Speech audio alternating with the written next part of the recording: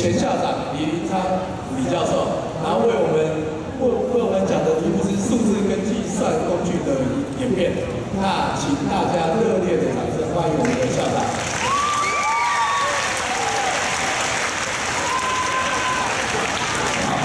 主任还有王教官哈，经常还在脸书看到我们的校园里面又跑了几十圈的，身材还是保持得不错了哈。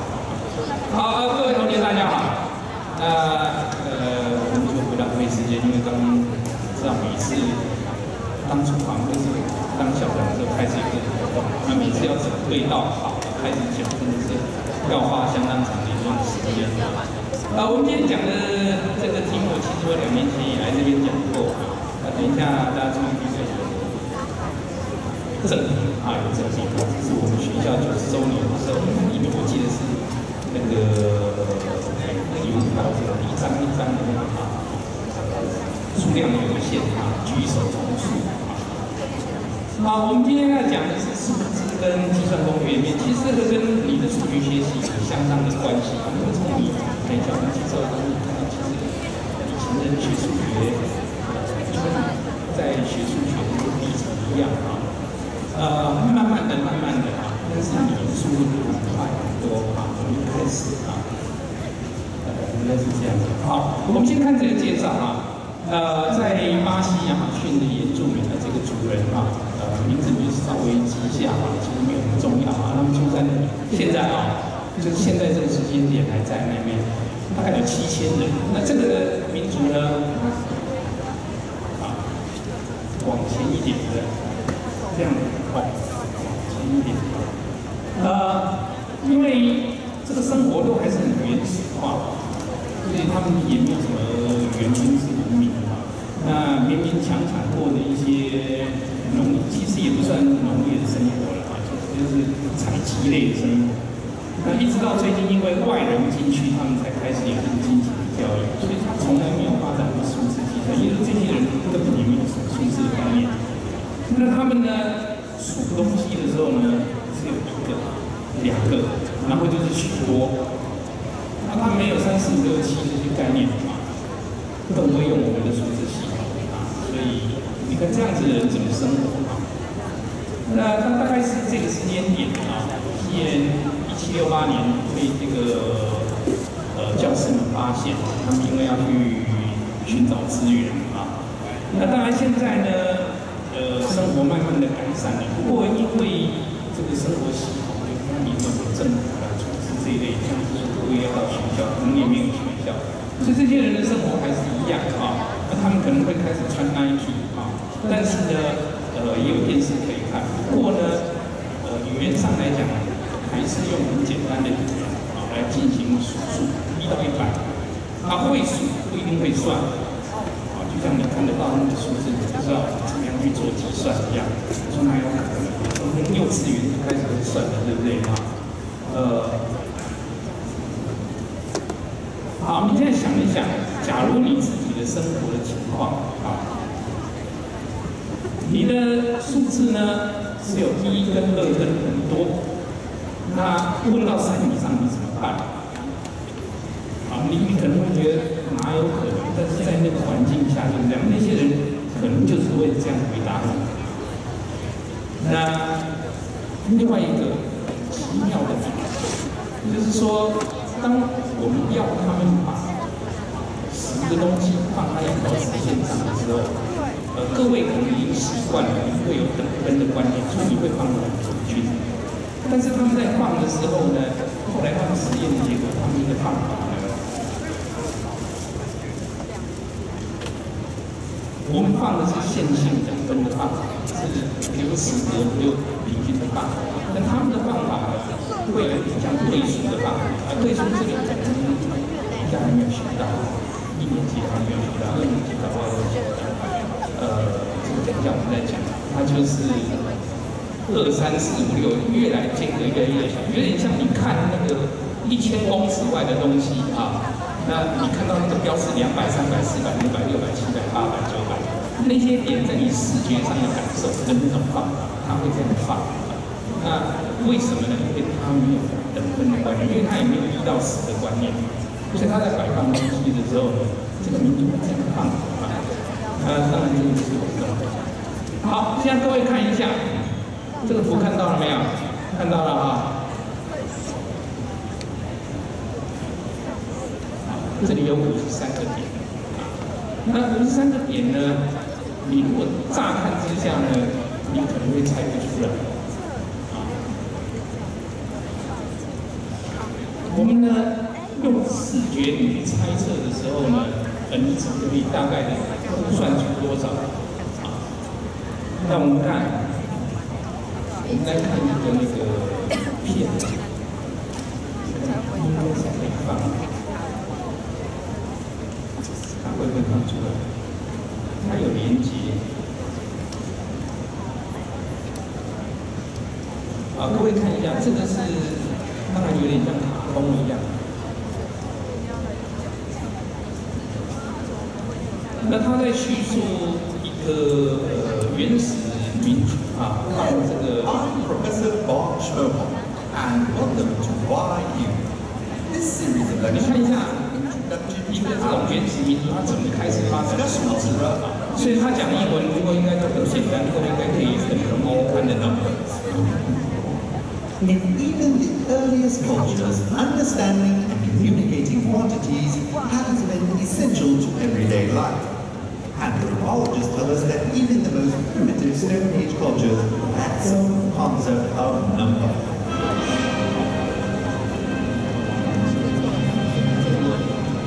一的发现花了一段时间来代表。 However, early number systems were much more limited than today's base 10 number system. Life was simple back then. We didn't need names for exact quantities. If you knew that there were a herd of gazelles nearby, it didn't matter exactly how many gazelles were in the herd or exactly how many miles away they were. What was important was that there were a lot of gazelles and they were just over the hill. Even recently, certain Australian Aboriginal tribes only to two. Even the larger than two or much or many. South American Indians along the Amazon had names for numbers up to 6, although 3 were called 2-1, 4 was 2-2, and so on. Bushmen of South Africa had a similar way of naming quantities, but stopped at 10 because the names became too long. This tribe would not do financial transactions involving numbers greater than 2. For example, they would not trade 2 cows for 4 pigs. Instead, they would trade 1 cow for 2 pigs, and then in a second transaction, trade another cow for another 2 pigs. If you had never heard of numbers and you want to describe to someone exactly how many gazelles you can see just over the hill, you might use your fingers to represent how many gazelles there were. Of course, this would become difficult if there were more than 10 gazelles. You could put a box on a stick or maybe gather a group of pebbles to represent the number of gazelles. But then, this would also become cumbersome if there were a lot of gazelles. Another option would be to invent different names and symbols for each possible quantity. This seems like a simple solution, but there is still a problem. Remember that we know nothing about our modern base 10 number system, which uses only 10 symbols in different combinations. So you will have to invent a new word and symbol for every possible quantity. For instance, you might try on Coco Island. Here are the first 30 numbers we use. Zoo, blue, dog, 30啊，1到30。 we, Lummy, Wimpy, Michi, from, Rocket, True, Balagai, Rabbits, Yoda, Ponzo, Kodo, Pro, Wallet, Zuni, Ombozo, Elimi, Torabu, Balazin, Smith, Lazulu, Ikina, Ichiwa, and Zortan. After Zortan, we just say there were some problems with this number system. First of all, since we had over 30 symbols to memorize, math was really difficult.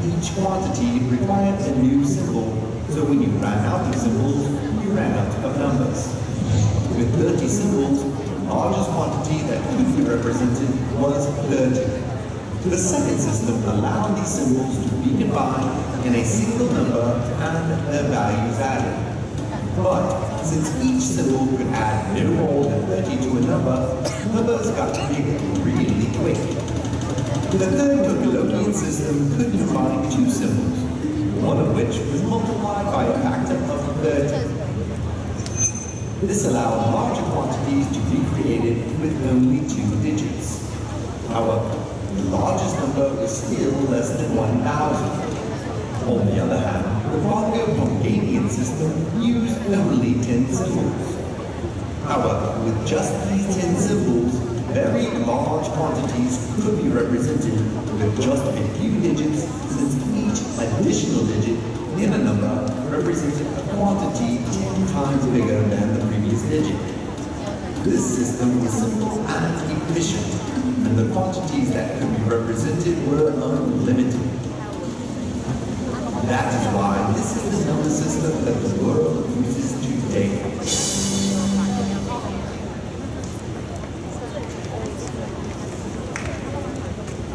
好，那我回到刚才那个地方。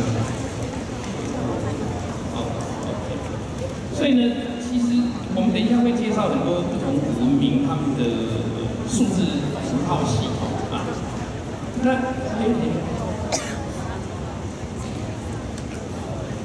那其实这些不同的文明呢，他们的数字系统都历经过这样子的一个过程，就是先有一些符号来代表数字，它还不能运算，而且也没有进位的概念，然后慢慢的他们会想到进位，想到进位以后，一开始只有一个进位，后来呢就越来越复杂的进位啊。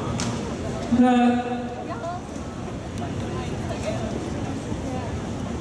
这样子的情形呢，你就看到，就是一开始都是对等的，就是像刚刚那个摆石头也好，刻画也好，那种做法，怎么搞的？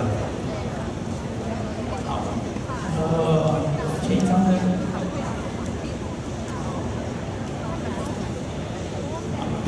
那后来呢，就开始有他们自己的符号啊，有了这个符号之后，就不用旁边那张面包。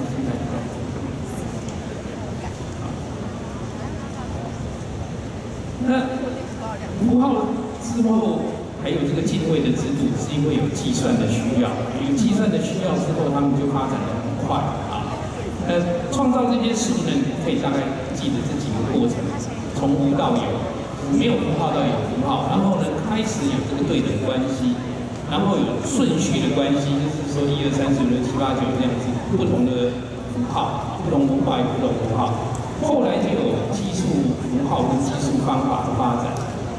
那你看看实际上的这些方法啊，有什么石头啦、竹片啊、贝壳啊、结绳啊，或是刻画，就是在墙壁上，或是在木头或是竹子上面做刻画这样子的记号。那这些都很早像这个一开始古埃及的埃及的。那这些符号呢，其实一开始都是对等的，就是说1就刻1画2，2就刻2画这样。那到了10，他就自己想办法啊。这个1到9是有点像我们那个，你看看，如果各位同学会看过打麻将的话，跟这个麻将倒是有点相似啊。那但是10以后到100到1000呢，就慢慢，因为当时的计算可能也很少啊，这个是他们的符号。那这个是另外。有一套这个埃及的僧侣他们的做法那这个是1、2、3、5、4，可能怎么看也看不出来这个大概都是经过考古的过程把它们抓出来那这个是在中亚这边巴比伦楔形文字记号大概这样。因为这个我自己随便画，所以你看起来就有点像那个去牙科看拔出来的牙齿那个样子其实它是一个尖尖的符号，等一下我们看那个图片可以看到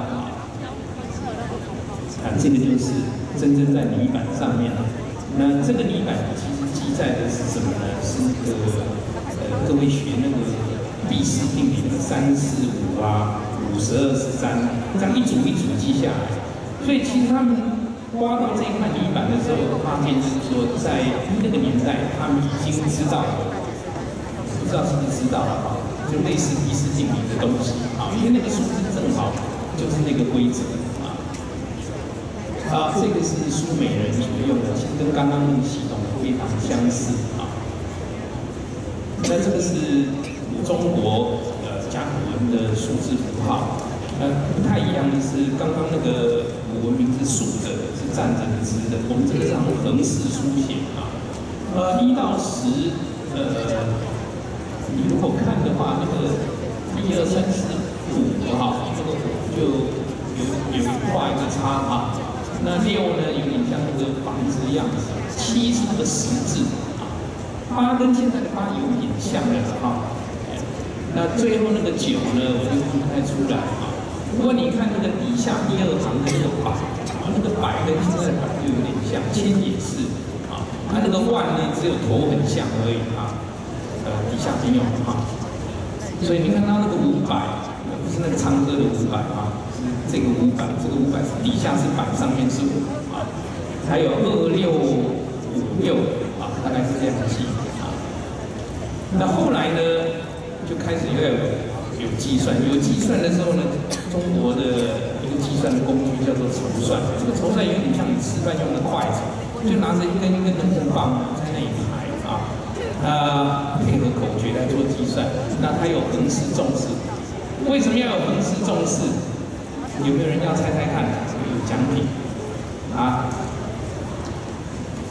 你举手随便给个答案，我觉得有点道理，我就给你啊。为什么要有横式跟纵式？跟我们刚刚讲的那个有点关系啊。我们刚刚在介绍那个数字的时候，你满10以后要干什么？好，同学，这样，对，进位对了一半哈，不过给你哈。其实它就是个位、10位、百位呢，奇数位跟偶数位呢，就一个用直式，一个用纵式，这样来区别。这样子的话呢，不会说到时候有空格的时候，因为0是一个很麻烦的，0没有筷子可以放，你空一位出来，到底那位是什么啊？真的有时候真的这个0是一个很大的问题啊。所以筹算的时候，那这个是希腊的阿提卡数字，跟好像是那些国家的都是直着放，只有我们是横着放啊。好，这个大概是符号而已嘛，只是让大家记一下，稍微看一下有个印象。我们并不是要求各位要记起来啊。这个是他们的字母，所以那个时候呢，希腊字母跟数字之间的对应关系呢也出现了啊。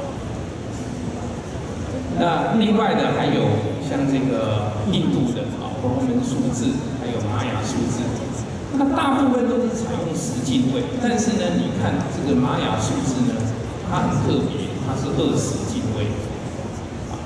那各位有没有想过10进位可能的原因是什么？因为双手，就刚刚那个原住民，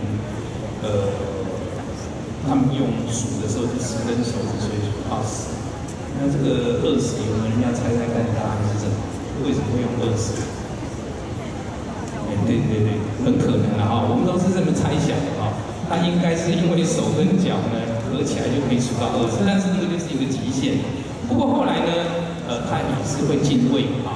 所以你看到那个20上面1点跟上面2点啊，那上面有一横就是5个20，就在20那位加注个5啊，它的记号是这样记啊，也蛮有趣的啊。好，这个罗马数字呢，可能很多人都在哪里会看到？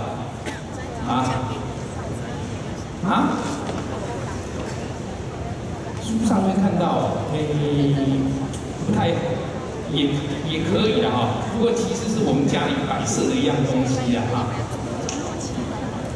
要举手时钟啊，对，在时钟上或是有的手表啊，也会用这个罗马数字。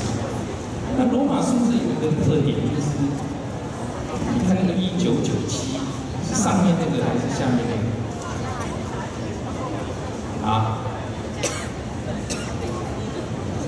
上面那个太长了，对不对？啊，所以他们会为了方便呢，比如说是9的话呢，他会用上一位，然后扣掉一个，那扣掉一个就把那个比较小的那个数字放在它的前面，啊，用这种方法来记。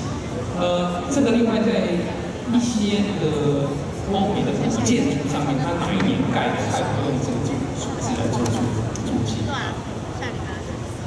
我刚刚有提到那个何谓的零，零呢也是一个很晚才出现的东西啊，不要以为一开始就有零，零比1、2、3、4、5、6、7、8、9还要晚，因为呢，使用的时候从来没有要数的话，一定是1开始，不会从0开始数，所以这个零的问题呢，经过很久，真正开始做运算的时候，才出现这个零的记号，而且他们用的还不像各位那么精确啊。那不知道怎么搞的就出现了啊，但是一开始出现以后，大家都会用啊，就跟各位一样。那零的记法呢，一开始就只是空白，空一格出来，但是空一格出来的时候，这我们写字呢，空一格、空2格呢，真是区分不太清楚啊。所以有了零这个符号就方便多了，就知道它是第几位，因为已经有位置的观念啊。那零的记号呢，各位可以看一下啊，大概这些我们国民里面有这样子的一些记法啊。好，我们看一下，那进位字呢，其实使用上有这么多种啊，2、5、6、12、16、20、60进位，60进位是在哪里？如果那个土木科或者森林科你做测量的话，就度分秒啊，这60进位，对吧？那20进位我们刚刚讲的那个16进位是在计算机里面啊，有人用16进位的符号啊，那就好像上去是 A B C D E F 啊，这样子上去。好，那这些之外呢，12进位就是你买东西的时候，有的时候会说1档。那为什么12进位？因为它有最多的因数，你要分东西的时候很好分，要2等分、3等分、4等分、6等分都可以，所以最方便的数是12啊。那计算工具一开始最早期的，我们现在大概可考的就是这个中国的筹算，这个是用筷子去摆啊。另外还有分数，分数的概念呢也很晚啊，分数的概念很晚，不过呢，他们大概就是记载多少个要多少的分这样，或是用所谓的埃及分数只分1个啊，1/3、1/5、1/7。那分数呢，使用到会算啊，经过一段时间，而且到各位看一下那个第3，16世纪前的欧洲分数呢，仍然采用埃及方式啊，就是你如果有时间可以查一下文献，很有趣啊，它只有1而已，它就分子只有1而已。那当时英国现在很强了啊，但是在那个年代，他们分数的计算还不如意大利好啊，英国人还要去意大利学分数的计算。好，这个是筹算的39除以8啊，可以2又8分之3的记法是像这样，右上角看到的啊。那这个我们跳过去了啊，因为时间的关系啊。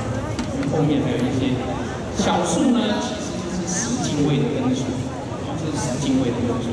所以呢，他们在做计算的时候呢，因为有开方的关系，各位整数开方是没有问题，我是说开出来是整数没有问题。万一开不进的话，你就会到小数第1位、小数第2位。